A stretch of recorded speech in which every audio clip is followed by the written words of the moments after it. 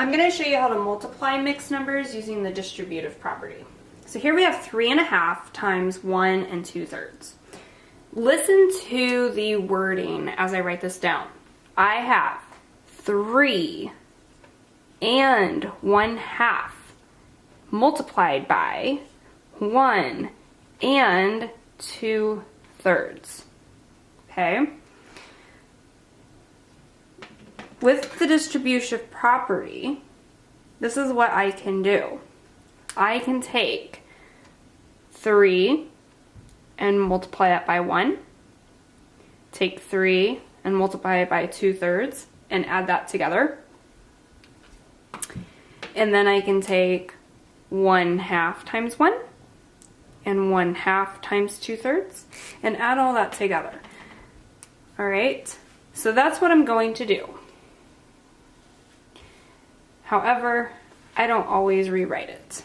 I just think, okay, so I'm going to take 3 times 1 and 3 times 2/3, and I'm going to add that to 1/2 times 1 and 1/2 times 2/3.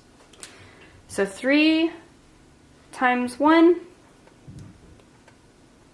is 3. And I don't always do this either. I'm actually just writing these out so you can see which numbers I have multiplied so far. So I just did 3 times 1. Now I'm going to do 3 times 2/3. When I multiply fractions by an integer, a whole integer, I turn that integer into a fraction. So 3/1. Then I can multiply that across and I get 6/3. 3 will go into 6 2 times with no remainder. Okay? So now I'm done with my 3 because I multiplied 3 by both 1 and 2/3. Now I move on to my half. I'm going to take 1/2 times 1. And I'm going to write my 1 as 1/1. And so as I multiply that across, you notice that I get 1/2. Anything times 1 is itself. So I got 1/2.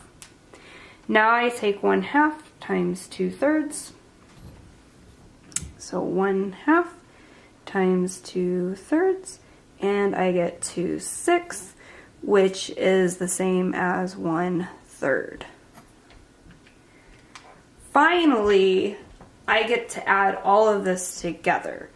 And I need to add my fractions first, just in case it is an improper fraction, before I add together my integers. That's just how I do it. So to add these two fractions of 1/2 and 1/3, I need a common denominator.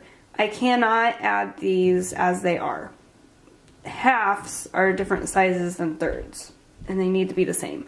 So I can turn these both into fractions with 6 as the denominator.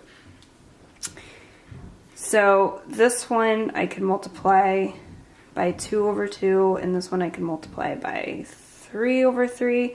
And so this one 1/2 becomes 3/6, and then 1/3 becomes 2/6. And when I add that together, I get 5/6. And I didn't get an improper fraction, so I'm good. And now I can just take this fraction and add it with my integers. So I have 3 plus 2, which is 5, and then 5/6, and that's my answer.